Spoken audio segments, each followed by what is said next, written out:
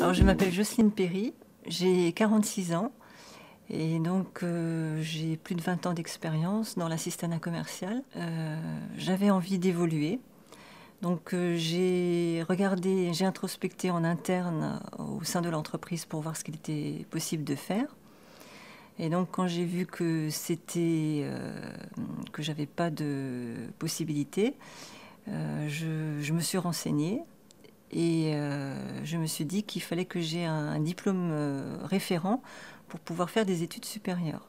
Je me suis donc adressée au Greta, puisque je savais qu'ils faisaient des formations. Et donc on m'a parlé de la VAE. Sauf qu'au niveau de l'accompagnement, ça ne me convenait pas. Et j'ai donc décidé de faire une VAE, mais sans accompagnement. Suite à cette VAE, où j'ai donc obtenu le BTS d'assistante de direction, je me suis dit, pour valider ce choix, et peut-être pour l'élargir, il serait peut-être bon de faire un bilan de compétences.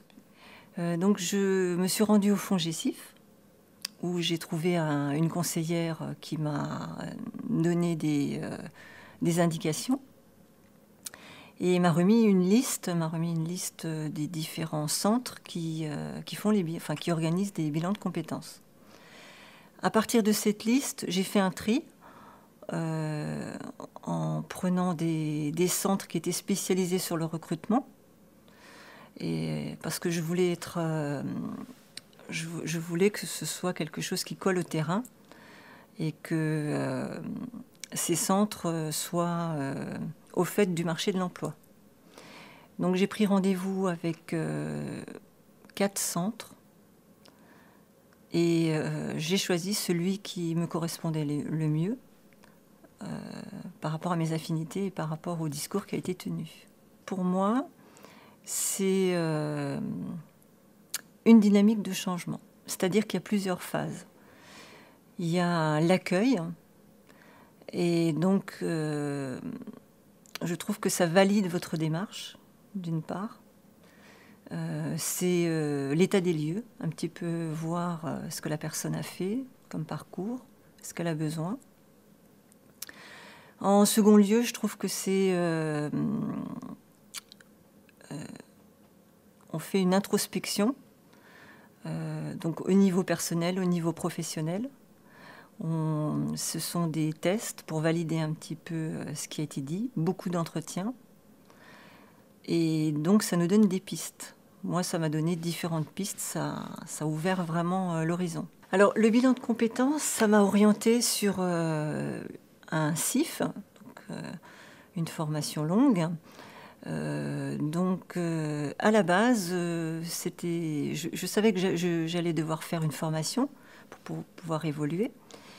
Mais ce bilan de compétences m'a orienté sur une école sur l'ESSEM, qui est à Tours, sur un master d'école de commerce. Et je suis vraiment ravie de ce choix. Et au niveau connaissances, je veux dire, c'est des matières intéressantes. Enfin, moi, à la base, j'avais pas pensé à cette formation-là. J'avais opté pour un métier d'acheteur. Et le bilan de compétences m'a permis de comprendre que j'étais peut-être pas faite pour ce métier-là. Et qu'une école de commerce, c'était un horizon beaucoup plus large, et avec une formation qui colle vraiment au terrain, aux besoins actuels. J'avais une vue un petit peu rétrécie, j'ai visé les métiers au sein de mon entreprise, et ce bilan de compétences m'a permis de dépasser un petit peu ce stade-là, et de voir un petit peu ce qui se faisait à l'extérieur. D'autres métiers, d'autres voies, des structures plus petites. Bref, un changement peut-être plus radical qu'au départ. Moi, j'ai des idées, j'ai envie d'être bien dans ce que je fais maintenant.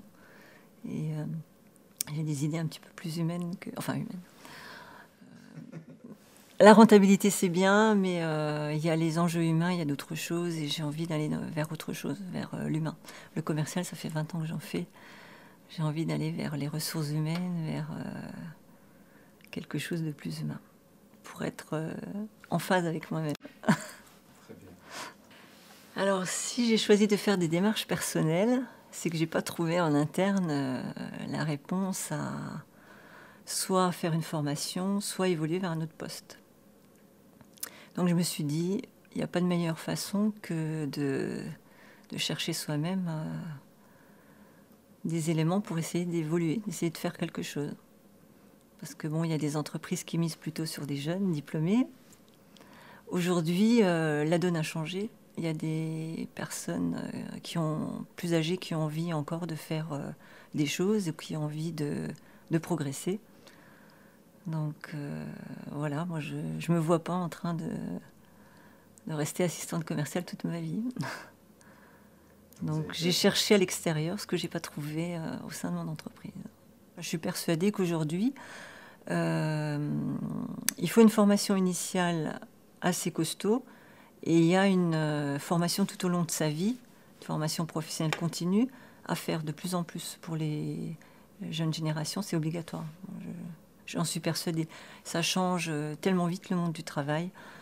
Je le vois, je suis au sein d'une grande entreprise, je vois, il y a des localisations, etc., des restructurations sans arrêt, tous les 2-3 ans, ça change. Donc il faut être au fait de tous les changements, que ce soit technologique, que ce soit structurel. Donc je crois que c'est important de se former tout au long de sa vie.